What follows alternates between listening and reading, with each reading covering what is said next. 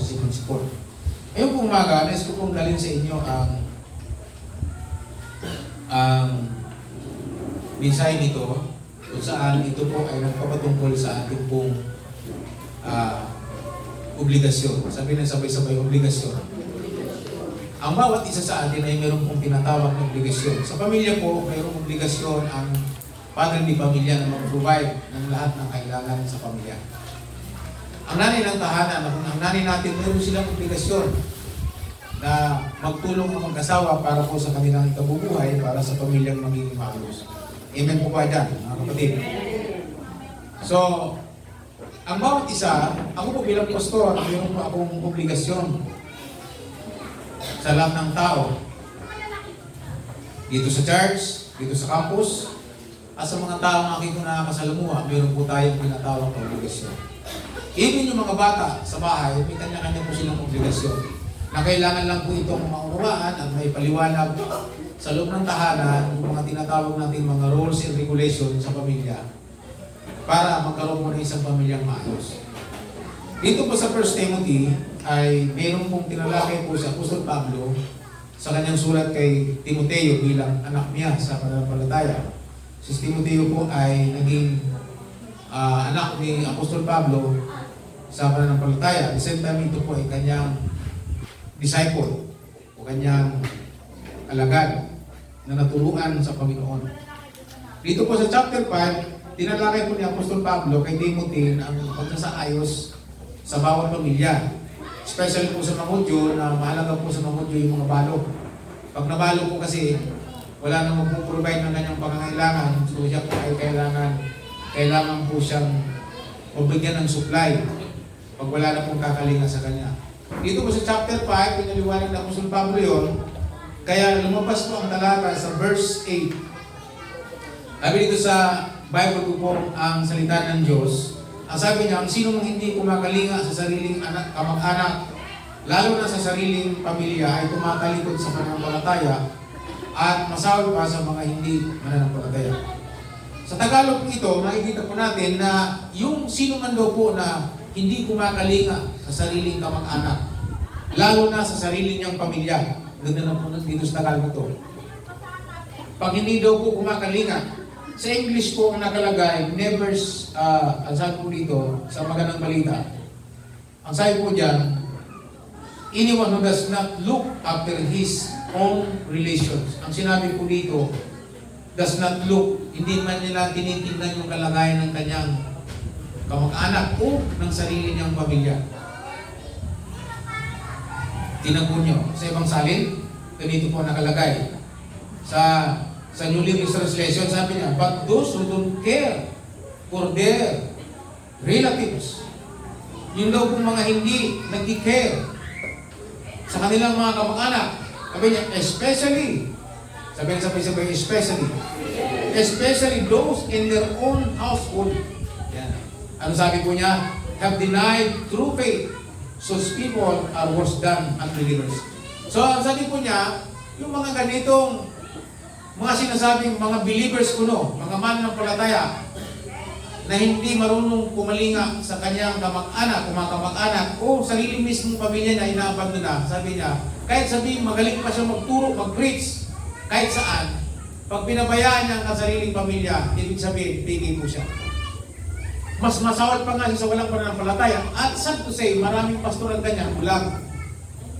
Effective sa ibang tao, pero sa sariling pamilya, uneffective. Sarili niyang pamilya, papunta sa impyerno, nagliligtas ng iba, pero ang sarili niyang pamilya, mapapahamak. Ang turo ng Bible ay hindi ganyan. Gusto ko pong malaman nyo na ang discipleship, hindi po siya na ituturo. Kundi po yan ay namumodel. Ang sabi ng Bible, sabi po dyan sa 1 Timothy din, ang naghahangad na maging manager ng simbahan ay dapat maayos niyang pinamamalaan ng sariling sambayanan. Kasi kung yung sarili niya mismong pamilya hindi niya kayang i-manage, paano niya i-manage ang Church of God, ang mga tao ng Panginoon? Yan po ay mensahe sa akin yan. Ngayon po, dito, sinasabi ko na Apostol Pablo sa mga mananampalataya, sa pinatong mananampalataya. Ito po'y tinutukoy sa isang disciple. Kaya, ang tao nagsasabing, mahal niya ang Diyos, pero sarili niya sambayanan, hindi po niya kinakalinga. Madali pong sukatin. Nandiyan po ba kayo mga kapatid? Ito po yung sinasabi ni Apostol Pablo. Ang tinutukoy nga dito ng Apostol Pablo, yung mga balo, suriin nyo mabuti. Pag bata pa, huwag nyo ituring mo ng balo. Pag-asawahin ninyo, para mayroong magkakalinga sa kanya. Pero pag matanda na, talagang dapat walang ibang obligasyon na magkakalinga sa kanya, kundi yung kanyang malapit na kamag-anak. Ngayon, kung wala ng kamag-anak, simbahan po ang kakalinga sa kanya, yung po nakasulat sa Gawa chapter 6. Church ang magsusupply sa kanya.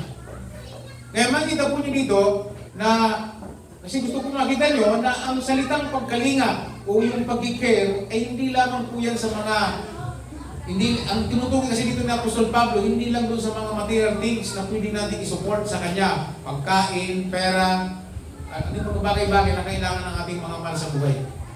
Ang pinaka-number 1 na kailangan, ang sabi ko din ni Pablo, ang sino mang mananampalataya, ang sabi dito, tinutukoy dito, mananampalataya, hindi kumalinga. Hindi nag-care, ang sabi ko niya dito, ay tumatalikod sa pananampalataya. Ang tinutukoy pananampalataya, ang ibig sabihin po niyan, kung tayo po'y mananampalataya, tayo'y alagad ng Panginoon, mayroon po tayong obligasyon sa Kanya. Sabi natin sabay obligasyon. Na siya po ay siran. Kung mayroon ano tayo. At marami po, kaya ang church hindi lumalago kasi yung mga tinatawag na mananampalataya, kaya meron po tayo ditong pag-ID. Intentional disciples, tinuturuan po natin i-duplicate itong mga disciples na matutunan nilang itong i-duplicate hindi sa ibang tao, kundi sa sarili mismo nilang pamilya muna. Bakit? Kasi pwede kang balikan ng iba, sinisiran mo ako, bakit hindi mo siran ng pamilya mo? Andiyan po kayo mga kapatid. So magiging effective lang ang tayo kapag inuna talaga natin ang pamilya natin. Yan ay kung bakit dyan tayo dapat mag-focus. Dyan tayo mag-pray, kung kaya mo mag-fasting, pag-fasting mo. Tulad ng ginawa ko sa nanay ko, mahirap po kasi sa Bicol ang anak mangangaral sa magulang. Malaking kalapastanganan po yun, lalo po sa amin sa Kaunting Limanan. Yung po kaugalian ng matatanda na anak, hindi pwedeng mangaral sa magulang. Kaya gumawa ko ng paraan kung paano ko masisira ang nanay ko. At sa madaling paraan, ang ginawa kong paraan para ang nanay ko masira ko, ipinakita ko sa kanya, ibinudelo ko sa kanya yung buhay na binago ng Panginoon. Hindi po ako sa kanya nag-share. Ang ginamit ko po yung aking living testimony na nakikita niya araw at gabi. Yun ang nag-share. Kaya namangha po siya. Nagpupuwento siya sa kanyang mga kapinsan, mga kamag-anak at mga pamangkin. Ang lagi niyang sinasabi, himala. Hindi uminom ng alak. Himala.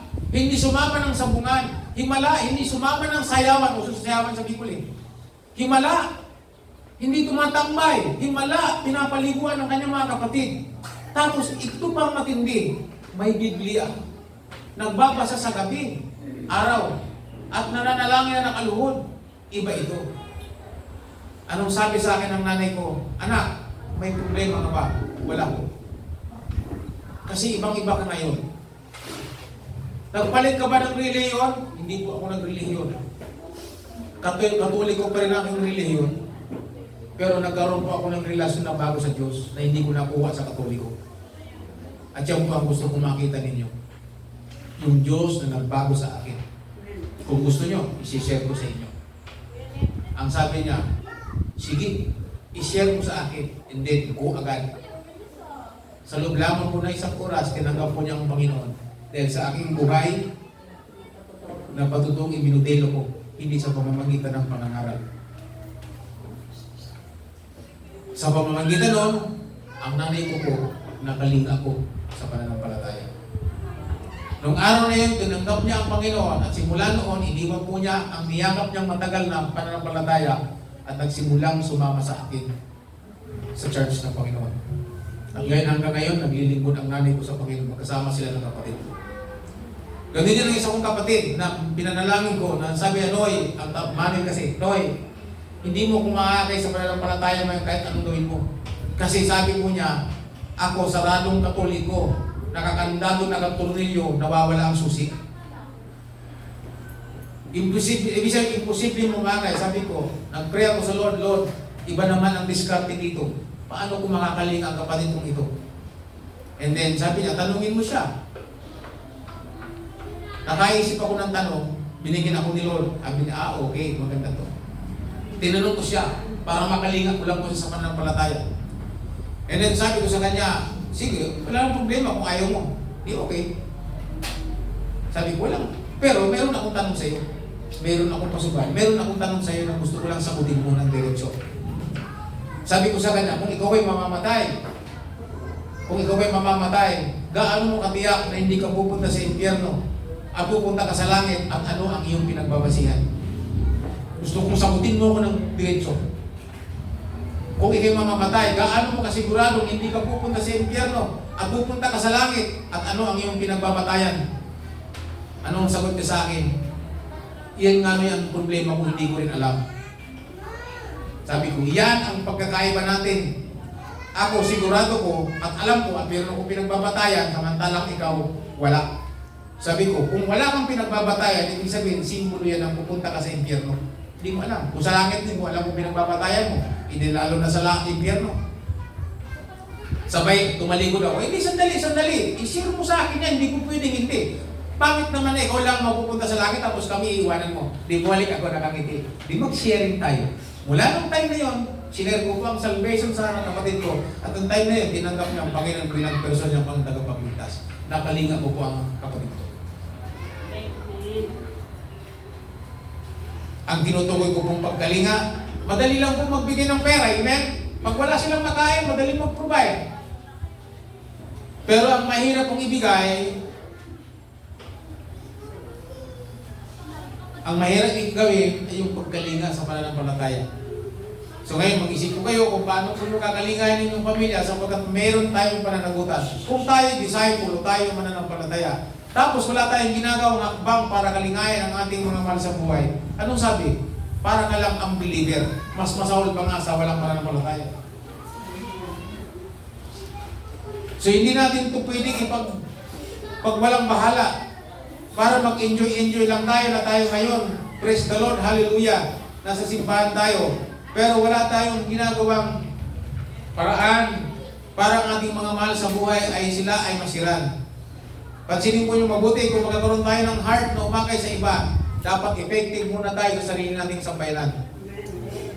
Diyan po ba kayo mga kapatid? Ang mga apostol ay tinuruan po sila ng Panginoon. Sabi, humayo kayo at hanapin nyo ang mga nawawalang lupa ng Israel sa pamilya muna ng mga Israelita. At ang sabi, mangaral kayo, bumuhay kayo ng patay, pagaling nyo may karamdaman, palayasin yung mga masamang espiritu. Iyon po ang utos sa kanila. At ang sabi niya, ang hindi makinig, ang sabi po niya, pag ayaw, ipagpag ninyo ang mga alikabok sa inyong mga paa, sapagkat yung mga alikabok sa inyong paa ang magiging saksi sa kanilang kapahamakan. Nung ako po ay umuwi sa Bicol, nagsimula po akong magpakita ng aking pananampalataya sa aking mga mahal sa buhay, na-persecute po agad ako ng kapatid na lalaki ng nanay ko, yung pangalawa sa panganay.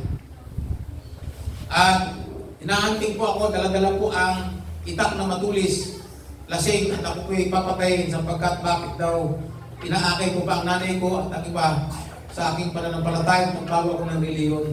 At ang sabi po niya, pupugutan niya raw ako ng ulo. So, maging po yung stepfather ko, tinagarin po kami. Pero hindi po nangyari kasi rinibig po namin sa pangalan ni Jesus. At para po daw siyang sinuntok ng malaking tao. Tumalsik, bumalik. Then, binigyan ko po ng Bible yung chewing kong yun. Sinunog po niya. Alam po ba ninyo? Then, sabi ko, kung ayaw mo, wala akong gagawa. Basta ako, Chong, ang sabi ko sa kanya, ginampanan ko lang po ang aking tungkulin, ang aking obligasyon sa inyo. Ngayon kung ayaw nyo, hindi ko na kailangan pang ipagpag ang alikabok sapagkat sa mga apostol lang ang inutos yun. Ako hindi na. Yung pagtanggi nyo ngayon, sapat na yun. Dahil nakasulat po sa Matthew, ay sa 1 chapter 12 verse 48, anong sabi niya? May hahatol sa sino mang magtumanggi at magtakwil sa aking mga salita, sabi ng Panginoong Yesus. At ang hahatol sa Kanya, ang aking mga salita na ipinangaral sa Kanya sa huling araw, yun ang hahatol sa Kanya. Pag tinanggihan, sabi namin yung hatol. Itong salita ng Diyos na tinanggap yung hatol sa kanya. Alam po niyo, wala nung sunugin niya ang Bible na binigay ko sa kanya, magandang balita yan. Magandang balita na binili ko pa sa recto doon sa Abineda. Yung kulay pulang magandang balita. Magandang salin po yun. Binili ko po yun para sa kanya. Sa nasayang magsirang po siya. Sunugin ba naman? Alam po ba ninyo, isang linggo lang, sunog ang buong kabuhayan niya. Ang natira lang mismo sa kanila, yung suot lang nila. Sunog. Ang buong bahay ng maganda, lahat ng kanilang karayaan sunog. Ang natira talaga sila, ultimo lang suot nila mag-anak. Walang natira sa kanila. Mula sila sa zero. Tinanggan nilang salita ng Diyos, bahala ng Panginoon sa kanila. Kamag-anak ko po yun, tuwing ko yun. So, nag-focus po ako sa aking pamilya. So ngayon po ay meron akong kapatid ng Muslim nasa Dubai. Ang pinapakita ko sa kanya, yung pagkakaiba ko sa kanya. Kasi yun lang po pwedeng magdala sa kanya.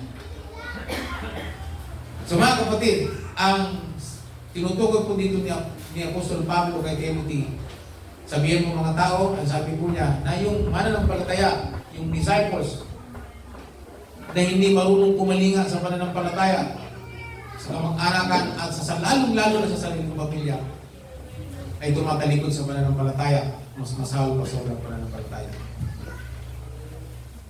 Ako po, ini-imagine ko po, matagal lang akong hindi umuwi sa probinsya, hinahanap ng mga kapatid ko. Kaya po ngayon, nagpaplano kami, nagtatanggal po kami, nagpaplano kami mag-unload, kung hindi po kaya pamahalaan yung mga livestock namin. Eh, kung hindi po namin mamalis, walang taong pwedeng makatulong, eh, maka-unload po kami. Kasi dalawang probinsya ang inuwi namin, Bicol at sa Sambales, sa pamilya ni Mrs. at sa pamilya ko. Kung saan, kailangan po, meron pa pong kapatid sa pangalawa, sa Ranay. Meron pong 4 na kapatid doon na kailangan pong kalingain. Kaya po ang pag-uwi, patawag po ng meeting, mag-provide ng lahat ng kailangan, maganda ng pagkain, parang reunion, at sabay mag-share. Itong talata dito ang gamit ko. Itong talatang ito na sinasabi ko, ako ay mayroong obligasyon sa inyo. Gustuhin nyo man at hindi, kailangan ko itong ma-share sa inyo. Ngayon nasa sa inyo na kung tatanggihan nyo, at least wala akong pananagutan sa harapan ng Diyos. Nakukuha ba niyo akong hatid? Unless ikaw at ako marunong kumuha ng responsibilidad na binigay ng Diyos. Take your responsibility. Kaya kawawa ang mga pamilyang walang tatayo para sa kanila. May impyerno talaga. Kagabi may nag-message kayo doon na ako pinapupunta dahil parang may problema ko yata yung anak niya. Hindi naman ako makapunta. Gawa ng nagli-labor. Ngayon, hanggang ngayon, hirap pa. Mga kapatid, napag-alaga, makita po natin yung po sinasabi kong kailangan mag-unload. Kailangan. So, ang gusto ko pong makita nyo dito, tayo sa isa't isa, makita po natin yung responsibility. Kaya po dito, kailangan po natin mag-ayos. Sabi natin sa pagsabi mag-ayos. Sabihin mo sa katabi mo, ayusin mo sarili mo. Bilang alagad, ayusin. Kasi kung hindi ka mag-aayos, paano mo sila manadala? Tulad ng sinabi ko sa inyo, nag-ayos po ako dahil ako po masamang tao sa amin. Ang tawag po sa amin sa Bicol, si Small Battery Mall, kasi maliit lang po ako. Kwento ko sa inyo kung ano ako noon. Hahanap po ako ng kaaway. Pag nakita kong malaki, malaki, sandali lang, alis po ako. Babalik po ako, may dala na po kong Indian pana. Takbo na hanggang may lupa. Kasi hindi patas eh. Wala pong handaan sa amin ng mga kamag-anak ko, hindi nawasak pag nandyan ako. Ang tawag ko sa akin si Bulabog, nagugulabog po talaga handaan. Kaya po yung mga tiyahin ko matalino, ang gagawin niya, noy, dito ka. Dito ka lang sa labisan ito. Ayan ang alak, ayan ang puputan. Basta dyan ka lang, huwag kang aalis dyan. Dyan lang, dito lang ako. Huwag kang pupunta doon sa handaan mo na. Hindi, basta busugin mo lang ako dito. Dyan ako mag-isang mag-iinom. Huwag kang makihalo. Kasi pag nahalo ko doon, bulabog po yun. Naalala ko isang berdehan na kung saan nag-away kami mag-tsuhin. Wasak ang berdehan, nakalisan yung mga tao eh. Kaya tawag sa akin si Bulabog. Bawal, nung araw, sa probinsya, bawal maglakad ng flashlight ang dala. Pag flashlight, binabaril kasi NPA. NPA lang daw po nagbagamit ng flashlight sa amin. Kaya kinakailangan, ang gamit mo ay yung sulo na nakikita. Sabi ko nga tol, bibili tayo ng gin sa barangay, kailangan nun ng sulo. Tig-iisa kaming itak, mahaba. Pagkatapos, tig-iisa kami sulo. Kung ilang kami, tig-iisa. Para na-insulto yung mga tanod. Ayan na yung mga bulabog, sabi na tig-iisa pa. Ng ilaw, bibili ng gin. Tapos habang nagdadaan, yung mga tanod nagsisiksikan doon sa halamanan. Yung tanod na nagtago, hindi kami sitayin. Kasi nagparinig ako, walang tanod-tanod. Ang magsita, taga. Tanod nagsisiksik sa amin. Kilala kasi nila kami pumapalagi. Wala naman kaming gagawin masama, bibili na ng alak. Tapos uwi na kami. Hindi kami manggugulo. So kami yung mga barumbadong matino kung tawagin. Alam mo yung ginagawa natin ng tropa namin nung araw. Kaya kilala akong siraulo sa amin. Pag may naghamon, naghamon, ang sabi ng tropa, dating gawin, mag-aalisan po yan, magbibihis ng lahat ng nakakulay itim, mga nakabunit, pagkatapos sasalakayin po nila, si bubugbugin, titiran ng kunting hininga. Pagkatapos, magpupulasan kami, tapos ngayon, magbibihis uli ng normal na bihis, pagkatapos, sasakluluhan nila yung binugbog. Ano nangyari? Dahil ka sa ospital. O kasi hamon ka ng hamon. Hindi niya alam, yung nagdala sa kanya sa center, yun din ang bumubog sa kanya. Pag may naghamon na, kahit suway ko nga, kamag-anak, gahamon, kahit sino daw, nakakadisturbo. O sabi ko, may naghahamon. Kung dating gawin, may pupusto sa may pintuan, sa may kusina, lahat ng lulusuntan ng labas ang pwestuhan. Tapos may tagamato sa bubong. Tapos may tagahamon. Sige na Noy, labas na. Kung matapang ka talaga, lumabas ka. Pag lalabas sa pinto, may dalang itak, lalabas pa lang, ukumbangin na yung pinto. Bangag! Bigla niya sasara. Hindi siya makalabas. Sabi, labas na kung talagang matapang ka. Hindi makalabas kasi yung lahat ng pinto at bintala naabangan ng tropa. O ngayon, nung ako po'y mga born again at bumalik, nag-share, sabi ng mga tao, si Raulo yan, sino maniniwala dyan? Ibig sabihin, sa katagalan ng panahon, ikalawa, pangatlo, pang-apat, bumalik po ako. Nagkaroon po ako ng krusada na. Nagkrusada na po ako mismo sa pinaka-plaza ng aming barangay. Ako po ang nag-preach. Nung ako nag-preach, kukundila po yung tao. Kasi sabi niya, yung mga tsuwing ko, habang po ako'y nagkukwento ng aking buhay, nag-testimony po ako, yung lahat na nakaupo doon sa mga sa plaza, yung mga upuang simento, lahat po doon, nakita ko po nandun na lahat sa upuan ng mga ganyang monoblocks. Nakaupo na. Nakuupo na po sila. Kasi sabi niya, lalo na yung si Kuya Nestor, sabi niya, ito kilala ko talaga to. Siraulo talaga to eh. Nakuupo sa unahan. Nung ako po'y magpatanggap sa Panginoon, kauna-unahan po nagtaas ng gamay at tumanggap sa Panginoon. Nakakilala sa Panginoon. Dahil sa buhay na lunago. Kung tayo po ay hindi magbabahagi ng ating pananampalataya sa ating mga kababayan, sa ating mga masabi, lalo na, sabi niya, sa ating pamilya. Kaya alam ko nyo bakit naging epektibo ako sa amin. Kasi po, nakita po nila yung aking pamilya na una. Nakita niya yung nanay ko kasama ko, nakita yung kapatid ko kasama ko.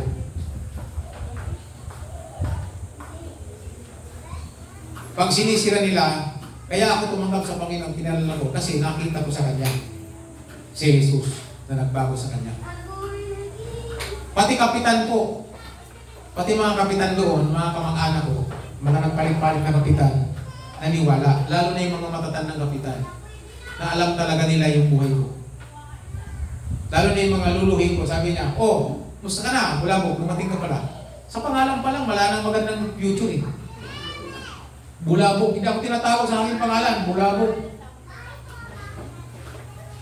Alam niyo ibig sabihin ng bulabog? Sa Tagalog, sa Tagalog, bulabog na talaga. Ibig sabihin, pag may mga, halimbawa, nagkakainan yung mga, halimbawa, may nagkakainan ng magulong tao. So, kaya mga kapatid, dito ako dinala ni Lord. Tapos nung umuwi ako sa Bicol, ayan, naging magandang testimony po tayo. Kaya pag umuwi po tayo doon, yung mga, alam ko niya, mga kaututan nila ng mga barkada, Tol, sabi niya, nako, sabi niya, kumustahan, sabi niya, kailan mo ako aakayin dyan? Sabi ko, ba, makikinig ka ba? Sisira lang nila mo kita akayin, sabi ko, babahagi lang kita, nasa sa'yo naman kung gusto mo. So lahat ng mga barkada ko po, nasira ko po.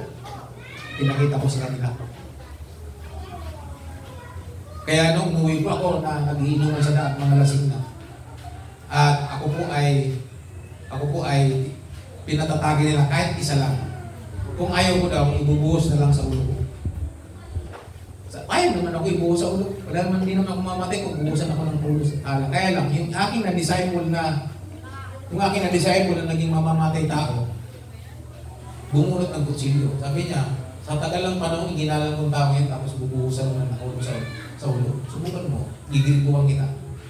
Ay nahalata ko, niyakap ko kaagad, sabi ko, huwag na, niyakap mo, ibuhusan na sa akin.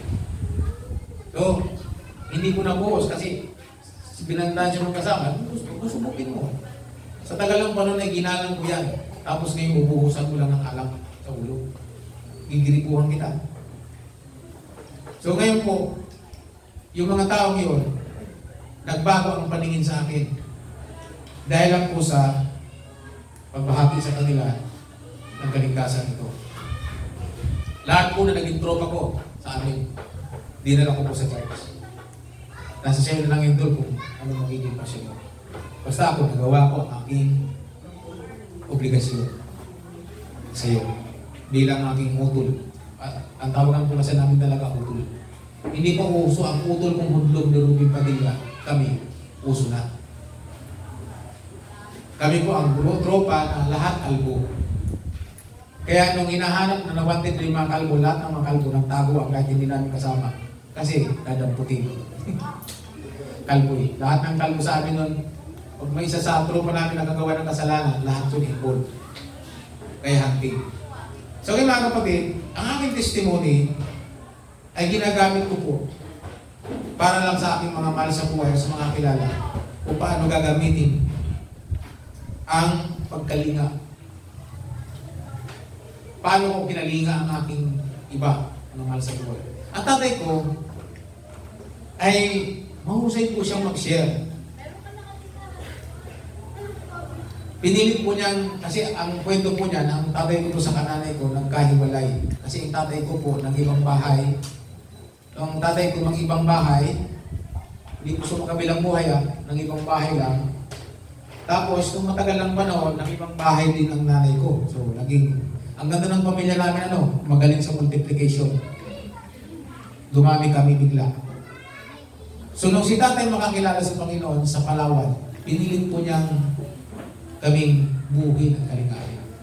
Pero nahirapan po siya, gawa ng sinanay may asawa na at kami mga bata pa. Pinilit po niyang kami kalingayan sa pananampalataya. Eh siyempre po, 25 years kami pinabayaan. Pagkatapos pabalik po siya, sasabihin niya sa amin, mahal kami ng Diyos. Alam mo yung word na sinabi ko sa kanya? Sabi niya, may sinabi ako sa kanya na word na sinabi niya, kaya daw siya bumalik kasi gusto ko daw ako, binata na ako, edad ko po 18. Gusto niya akong sabihin na ako yung mahal ng Diyos. Hindi po ako naniwala. Alam niyo kung bakit? Wala siyang patotoo sa akin eh. Bad testimony. Pero mo, abandonahin mo ako sa loob ng 23 anyos, pagkatapos sasabihin mo kung babalik ka, sa mga ngal ka sa akin, sasabihin mo, anak, mahal ka ng Diyos. Sa tingin mo, maniniwala ka? Ano sabi ko sa kanya? Nek mo. Sabi ko sa kanya. Hindi ako naniwala sa kanya. Kaya po siya, napilitan po siyang mag-ayuno, manalangin sa Diyos, at ako ipanalangin po niya. Buti na lang, pinakinggan po siya ng Diyos, kaya nung ako'y napapunta po niya sa PMC Baliti dati, pumunta po ako sa PMC Baliti. Ang itsura ko po doon ay long hair po ako, nakapandalo na ambi, naka-boots, naka-chalikong balat. Tapos, lagi nakasigarilyo Marlboro, tapos lagi nakasip-sip. Nakadalo po ako ng church. Kasi po, pinilit po niya ako yung makadalo ng simbahan. Gumawa po siya ng paraan. Alam po niya ang word na ginamit niya, anak, pumunta ka dito, maganda dito. Tapos maraming dalaga dito. Isabihin, di siya marunong sa salitang chicks eh. Ang sabi niya, maraming dalaga dito sa simbahan. Nung marinig kong dalaga, wow, maraming chicks daw. Totoo nga naman, pagdating ko sa simbahan, ang dami nga. Ang dami, magaganda. Tapos, siyempre, sa laman ng simbahan, kamayan. Dami kamay. Yan. Ay, babalik ko dito. So, nagbalik-balik po ako. Hanggang sa nakilala ko si Lord. So, nakita mo yung paraan ni tatay, alam niyang hindi niya ako kayang akayin. Kasi wala siyang patutuo sa akin. Pero lumiskarte ko siya. Sabi mo sa katabi mo, lumiskarte. Gumawa siya ng paraan para yung panganay niya. Kasi alam niya, pag nakuha niya ako, makukuha niya ang buong pamilya. Tingnan niyo, hindi naman siya nagsira sa nanay ko. Una, sira din ang patutuwa niya sa nanay ko. Hindi wala niya eh. Amen? Doon sa kapatid ko, hindi rin maniniwala ang kapatid ko sa kanya. Kasama ko rin yung inabandona ng mahabang panahon. So, dumiskarte siya. Again, sabihin ng sabay-sabay salita, diskarte. Diskarte. Alam niyo na kung paano dumiskarte. Dumiskarte ang tatay ko.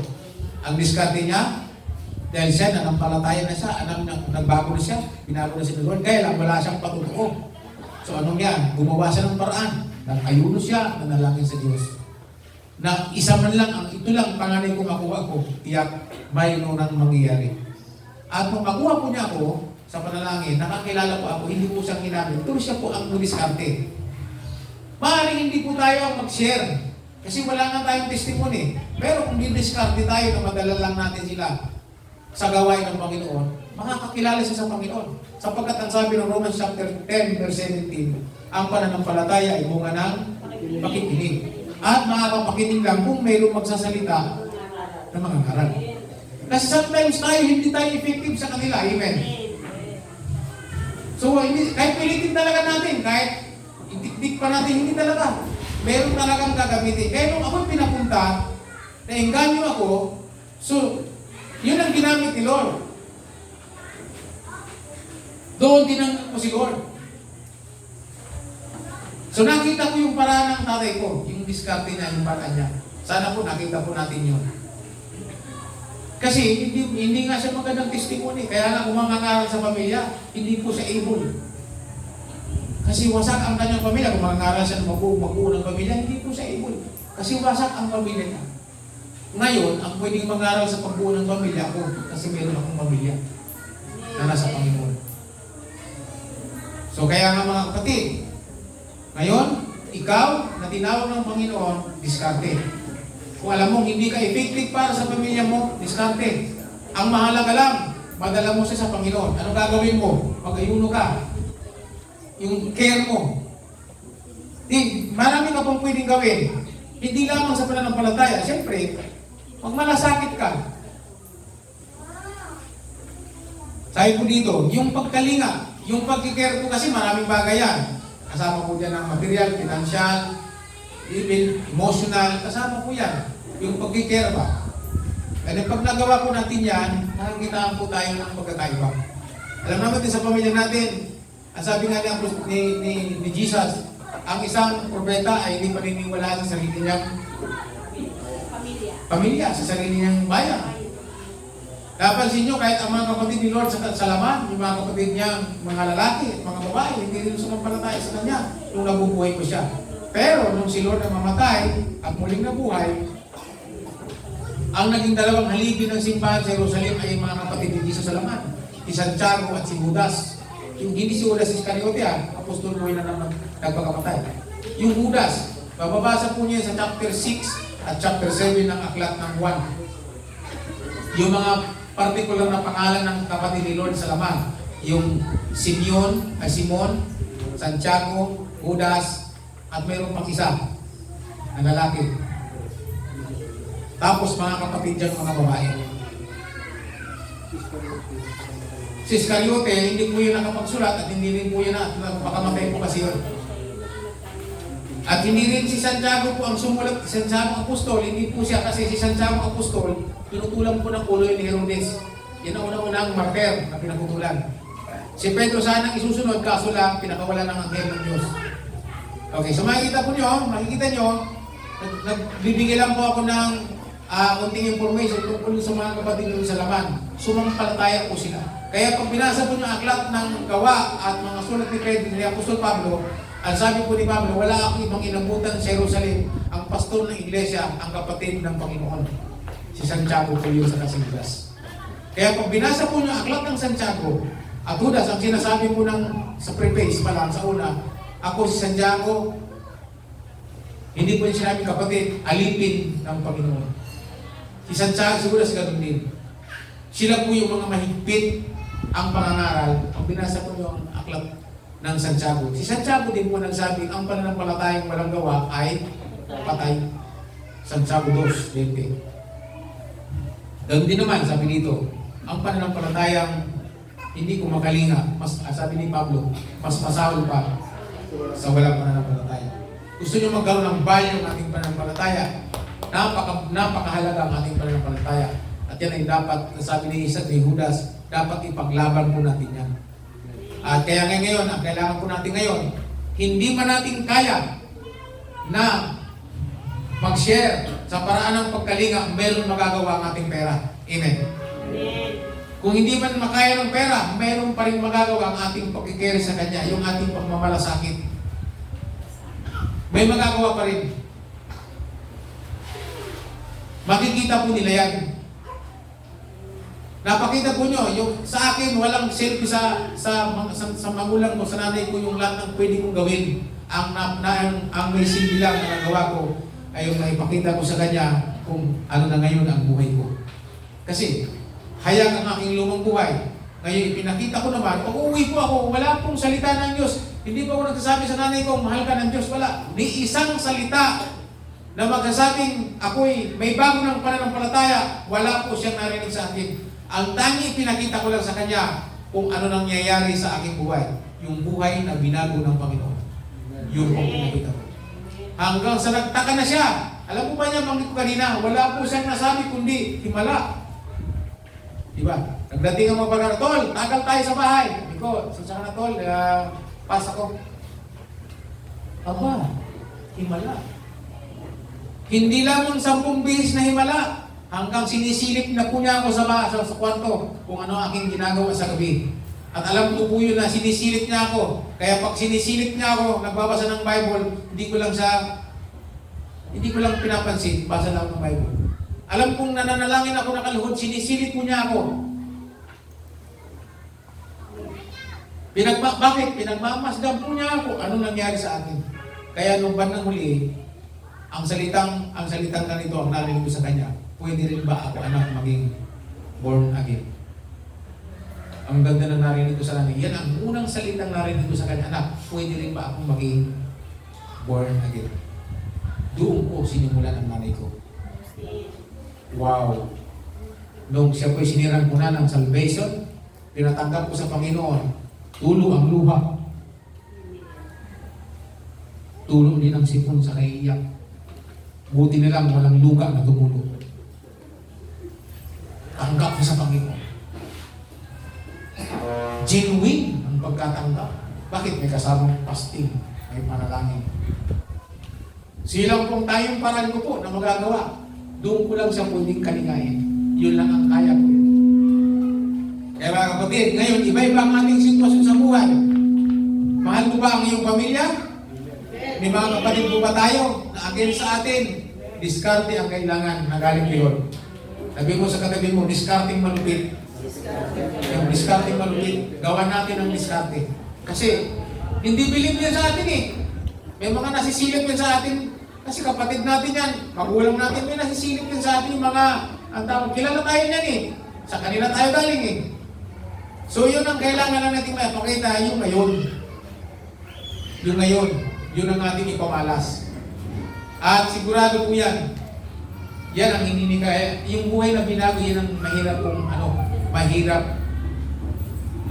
ang tawag yung mahirap kalabanin. Yan ang mahirap tanggihan. Naalala po ba ninyo yung yung lalaking sinasaniban ng maraming espiritu sa lugar ng Gadareno, nung pinalayas ni Lord, gusto siyang sumama sa Panginoon. Pero ang sabi ng Panginoon, hindi. Huwag kang sumama sa akin. Umuwi ka. At sabi niya, umuwi ka sa inyong pamilya at sabihin mo kung gaano kabuti ang Diyos sa iyo at kung ano ang ginawa sa iyo ng Diyos. Anong tawag doon? Testing. Kaya, mga kapatid, sabihin mo sa katabi mo, kailangan talaga natin mag-ayos. Sabi ni Bishop Baliano, kung gusto mong makakay mong pamilya mo, mag-ayos ka. Ikaw ang unang mag-ayos, hindi sila. Ang sabi ng aking Tatay Roel, sabi niya sa akin, anak, kung gusto mo magbago ang church, ikaw ang unang mag-ayos. Ano po niya ibig sabihin? Kung gusto mo silang madala sa pag-devotion, gusto mo silang mag-ID, dapat ikaw ang mauna. Ikaw ang unang mag-devotion. Never kang magturo ng devotion na hindi mo ginagawa. Para ka lang paresihingan. Kung gusto mo i-ID sila, mag-ID ka muna. Ikaw munang mauna. Ipakita mo yung buhay na ganyan, saka mo sila himukin. Sapagkat magkakaroon na ng kapangyarihan yan kapag ginagawa mo.